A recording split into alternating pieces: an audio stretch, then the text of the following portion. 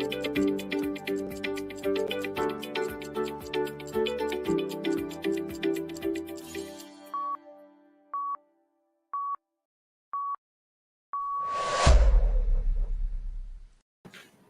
how you doing? This is Craig Beck from the Stop Drinking Expert. I'm just noticing I've got really poor Wi-Fi here at the moment. So hopefully it's not breaking up too much. I'm a little bit suspicious about what that's telling me. Let's see if I can improve that somewhat. I don't think I can at the moment. Anyway, listen, welcome in to the weekly live stream. I hope the quality is not too bad. We've only got 30 minutes today because I have a meeting to go to, but so we'll squeeze in as much as we can. It's the usual format. Any questions, anything concerning you, anything you're worried about. If you are fresh and new to this channel and you're worried about your drinking, then you're in good hands. You're with good people here. There is no judgment on this channel because we've all been in the same boat and we're all at various stages of the journey. So ask away. Don't hold back. Ask me anything you want. Doesn't even have to be about drinking if you don't want to. So just wanted to start by saying I did a coaching session yesterday with a lady, and we'd actually done a coaching session previously, and we'd agreed an action plan. We'd agreed a way forward, and she didn't do it. So yesterday in the coaching session, it was kind of a confession. She said, look, I know we agreed this thing yesterday, but I never even started it. And I asked her, why? What got in the way? And she said, this little voice just appeared in my head and said, oh, yeah, okay, it's a good plan, but you don't need to do it now. You can do it later. And 3 months passed and she didn't take any action. So procrastination. You got to recognize it when it's happening because it's kind of dressed up as other things. And that evil clown that lives in your head is very, very good at encouraging you to procrastinate. And procrastination is something that will hold you in a mediocre state until the day you die. It's a very powerfully negative thing. Some people also wrap it up in perfectionism. They explain away their procrastination by saying, well, you know, I'm such a perfectionist. I just can't do anything unless I know it's going to be 100% right. And that sounds like it's a positive trait. It sounds like you're saying something positive about yourself. You're not. Procrastination and perfectionism are both negative traits. You have to take action and stop worrying about whether you're going to get it perfectly right. There is no such thing as perfect in this world. So just get started. That's the most important thing I can say to you today. Doesn't matter what you think, whether you think you're going to succeed or fail, whether you think you're in the right place or the wrong place, whether you think you have the knowledge or you don't, just start. Just take that first step. It's so important because I meet so many people that spend months and years and sometimes even decades waiting to take the first step. So my single biggest message of this stream is take action. Do something today to move you in the direction that you want to go to. All right? All right, let's say hello to the gang. The Sober Army are on board. Stormy Else is going to be first up here. Good morning from Arizona. A friend said to me, why can't you just have one drink at the bar to be social? Even doctors say that 1 glass of wine per day is good for you. I just laughed. Yeah, you know, Stormy, how many times do we have to hear the same thing over and over again? Can't you just have one? I mean, think about it. Would you say that to the heroin addict who just kicked it?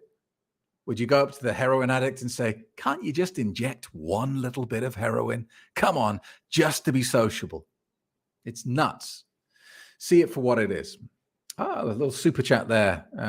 Thank you very much. I'm guessing that is from JR. Thank you, JR. Much appreciated. Brad David is here. Good morning, Craig. Missed you last week. Hope the dogs are okay. Dogs are good. We have spent, I think, €3,000 in the last month at the veterinary clinic on operations and treatments for our various zoo animals. We've had one dog was very ill, nearly died, and an old dog last week that had to have 2 teeth pulled out. Anyway, it goes on and on and on. But they're all good now. They're all in a good place. Leslie Black is here. Hi, Leslie. Welcome. Miss Cat JE 1977. Hi, Craig. Greetings from the Netherlands.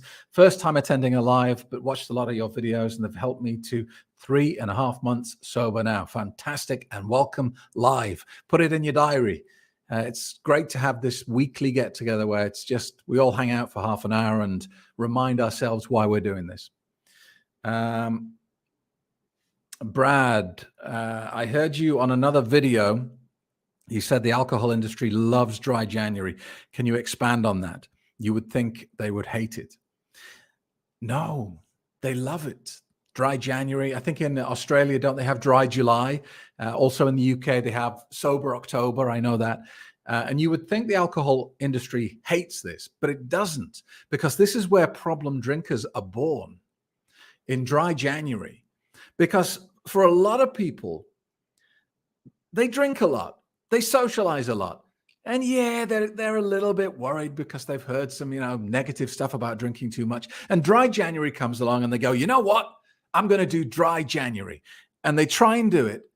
And they find it is so much harder than they expected. Because as problem drinkers, we all live under that illusion. And we say it to people. We say, I can stop drinking anytime I like. Anytime I like, I can stop drinking.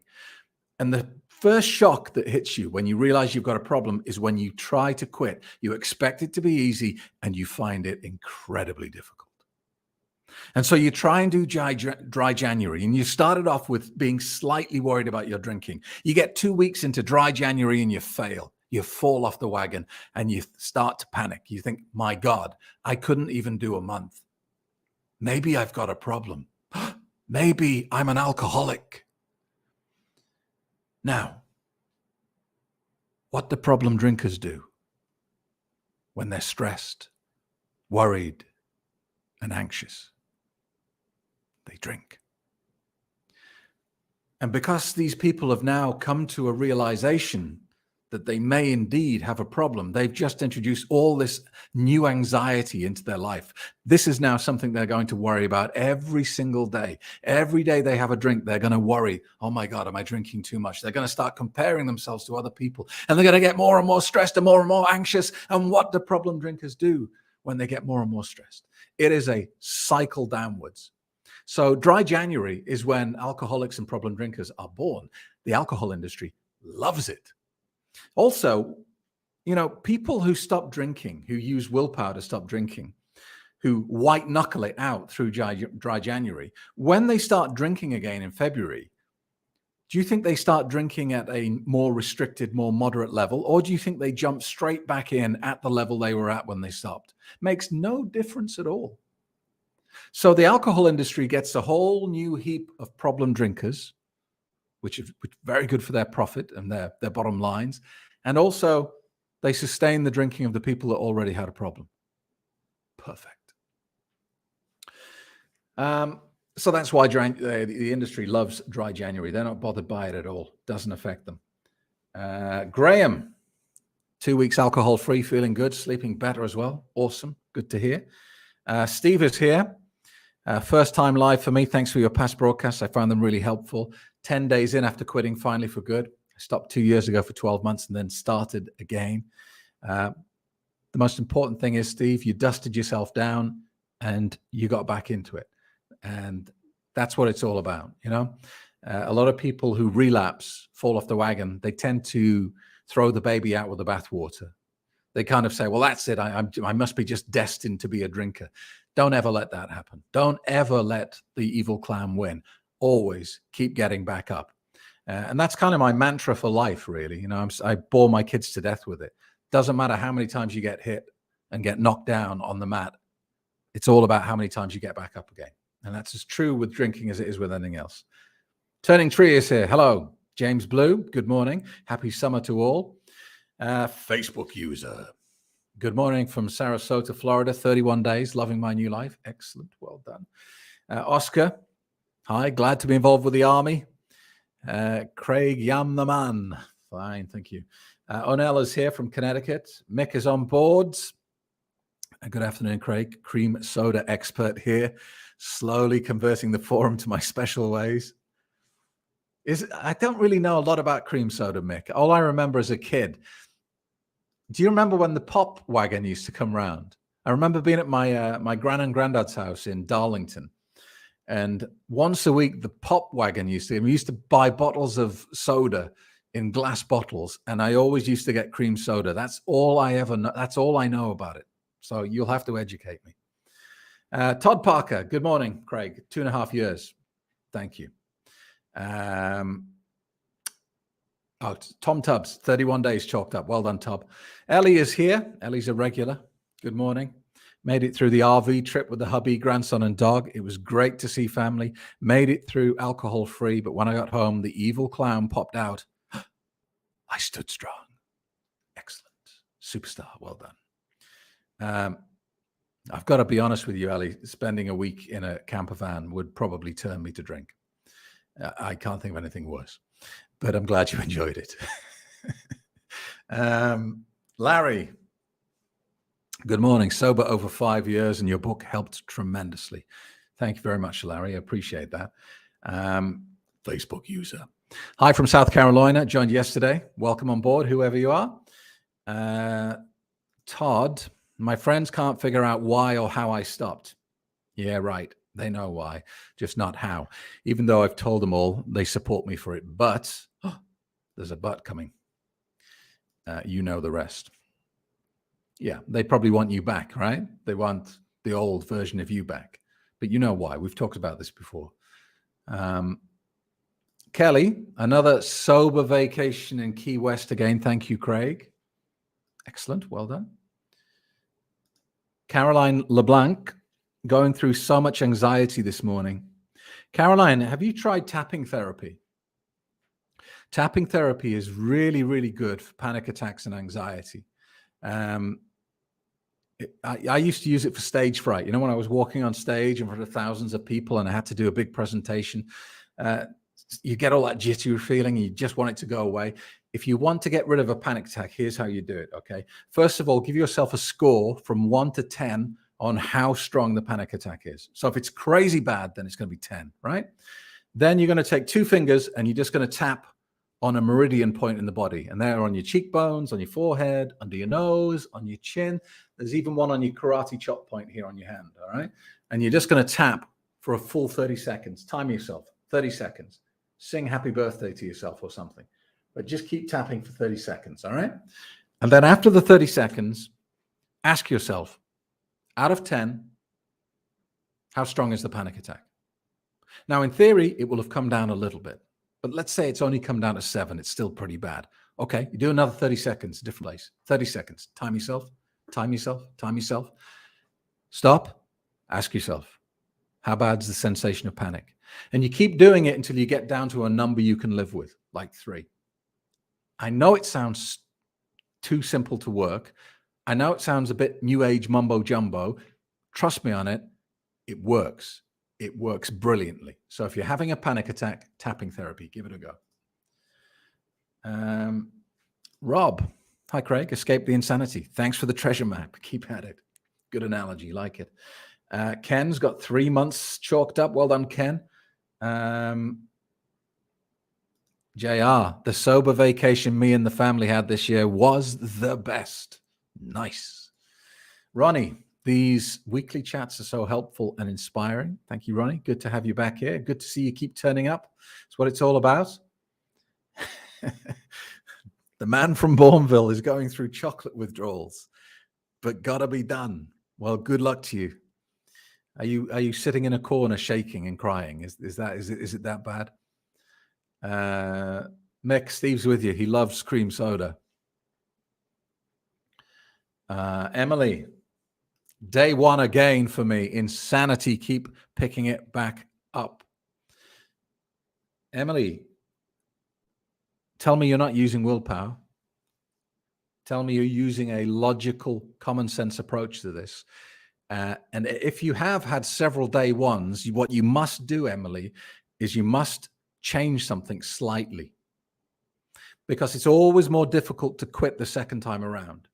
If you quit now and you go a month without drinking and you fall off the wagon, when you try and quit again in 1 month's time, it's going to be, let's say, 10% more difficult. Why? Because you just give the evil clown a new weapon to beat you about the head with. You've now just given that clown evidence that the way you try to stop drinking does not work.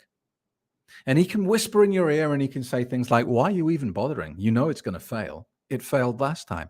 It's going to fail this time. And there's not much you can argue about that with. So every time you dust yourself down and have another day one, add something new into the mix. All right? Have you done the course? Do the course if you haven't done it. 7 Renew. I've been listening to your audiobooks. They're great. Thank you. Thank you, 7. I think Mick's developed a cream soda problem. I'm going to have to write a new book, Cream Soda Lied to Me, with the foreword by Mick. John's just hit 3 years. Wow. 3 years. Fantastic. Mike, 1 month alcohol free today. Thanks, mate. Mike from Manchester. Excellent. Graham's got a little secret here. I'm using a pint of orange juice diluted and let the brain think it's a pint of beer. Okay. I mean, that is one thing that changes. You know, if you're a beer drinker, you're used to drinking vast quantities of liquid. It's strange, isn't it? Because you wouldn't go to a restaurant and drink 8 pints of water with your meal. You wouldn't drink 8 pints of orange juice. But, you know, as a drinker, you would happily go to the bar and drink 8 pints of beer. It's weird. So that's one thing that you've got to get used to, is that you're going to be consuming much less liquid. Mark, howdy from Oklahoma. 2.5 months sober. Sleep is so much better. Thank you. Very good. Angela's in Australia. Welcome, Angela. We got Brandon here. Thanks for showing your video of alcohol and cancer. It's very scary. I see the risk involved. Unfortunately, this cancer risk, Brandon, is being deliberately suppressed and hidden by the alcohol industry. They do not want this message out there that alcohol causes cancer, and they are doing everything they can to hide that information. That's not just bad, that's evil, if you ask me.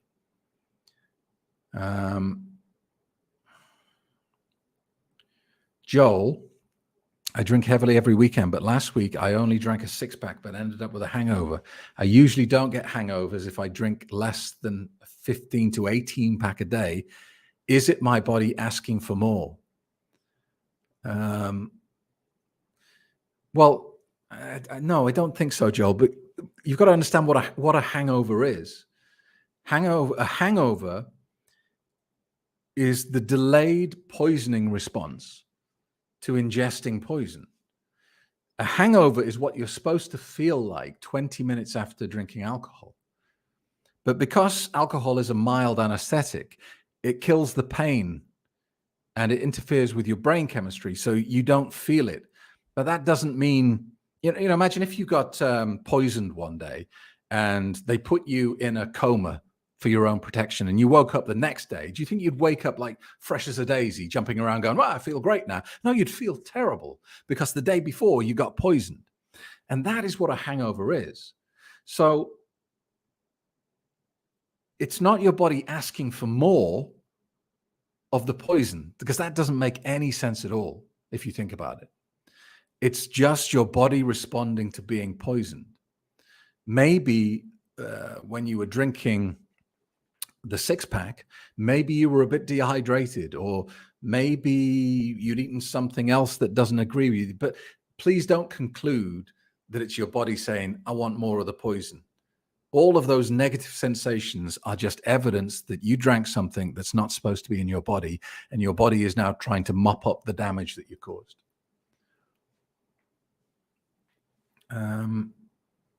Suzanne, I'd love to attend boot camp. Hope they start up soon. Yeah, it's just been impossible, Suzanne.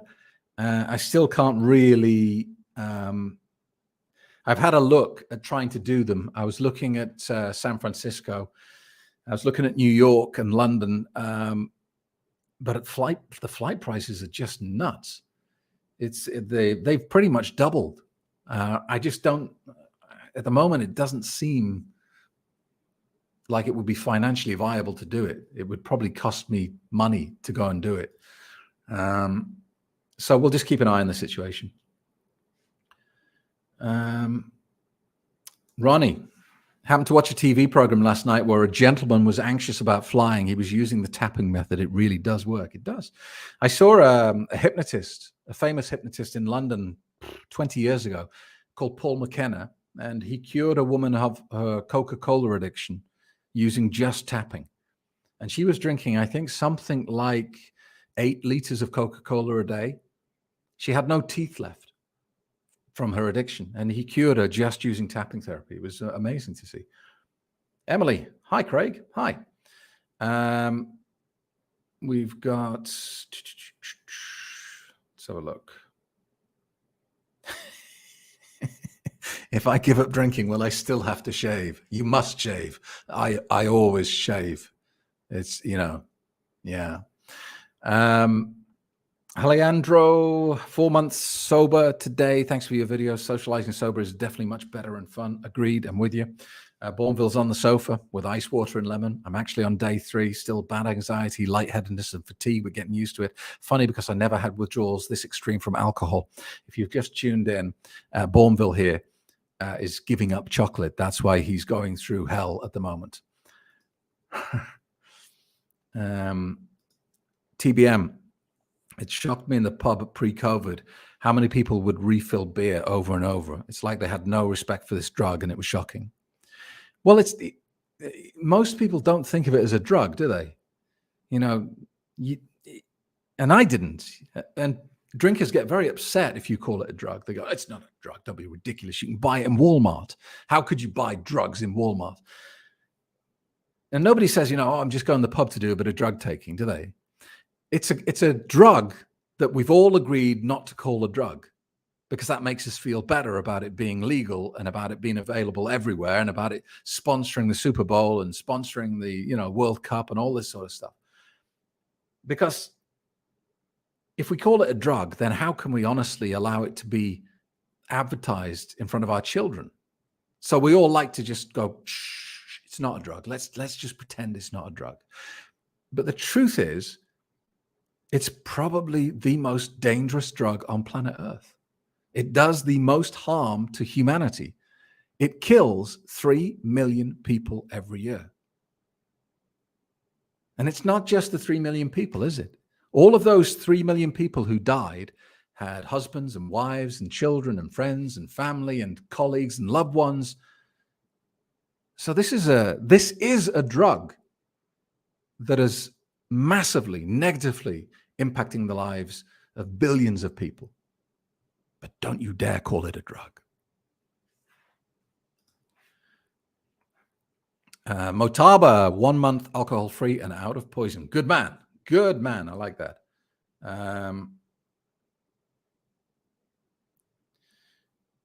Let's have a look. What else we got here?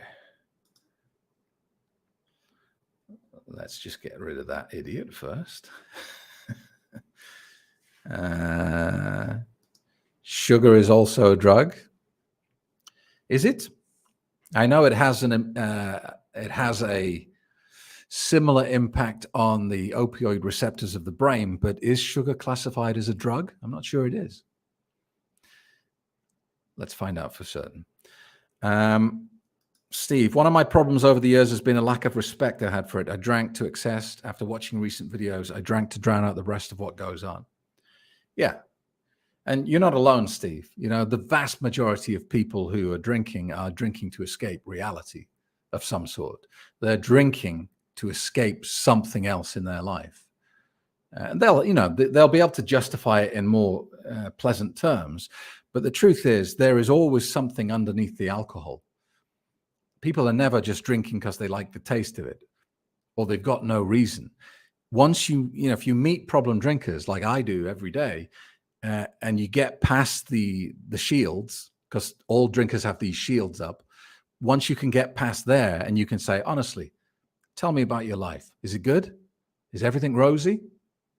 Nobody ever says, yeah, everything else is perfect, Craig. I just happen to drink it to excess every night. There's always something underneath, and whether that's depression, anxiety, loneliness, a bad relationship, trauma from childhood, you name it. There's something under there. The problem is you can't deal with the problem underneath the drinking until you get rid of the drinking. And the drinking is always there suggesting that it's helping you with the problem, when in fact, it's just making it worse. And this is why there are so many vicious circles and loops in alcohol that keep people trapped from middle-aged until their early demise. So you're not on your own, and congratulations on taking action.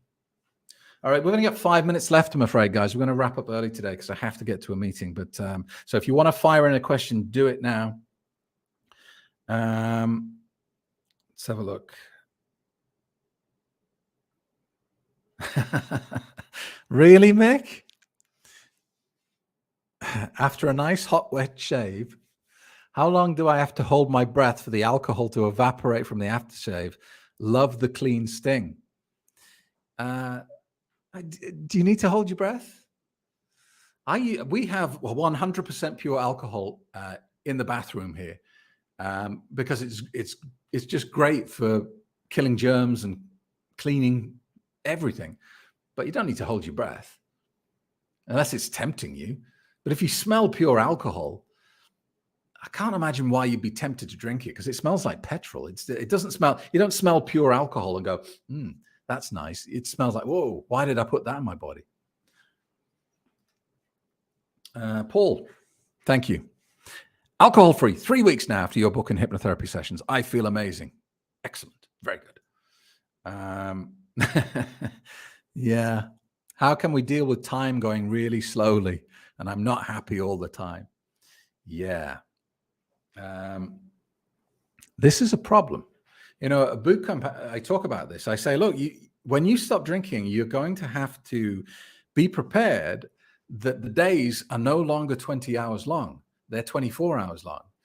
And those 4 hours that you're going to get given as a gift every day, you got to fill them. And I know it sounds like a benefit that you're suddenly going to get an extra 4 hours every day. And it is a benefit, but initially it's going to feel horrible. It's going to, the days are going to be like, they're too long. I'm bored out of my brains. I'm lonely. I can't watch any more Netflix. This is driving me crazy. So you do have to come up with creative ways to fill your time. So just spend a bit of time thinking about what you love to do, what you gave up. There will be things that you used to do out of choice, not for money, because you loved doing it, and you gave it up because either you couldn't do it while you were drinking or you'd rather spend your time drinking.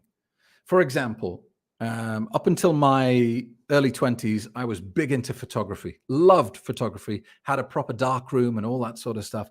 And then between the age of 21 and 32, 33, I didn't pick up a camera once because I was drinking. I was busy drinking. And then when I quit drinking, I started up photography again. I bought a boat because I like pottering about on my boat. It's like a glamorous shed, really. I like tinkering about with the engine, fixing problems. And you'll know that if you have any experience with boat ownership, there's always a problem to be fixed. So you got to find ways to fill your diary and fill your time. And you might as well do it with stuff that you enjoy. If you love golf, play more golf. If you're an animal lover, rescue some animals. That's going to burn up a whole heap of your time.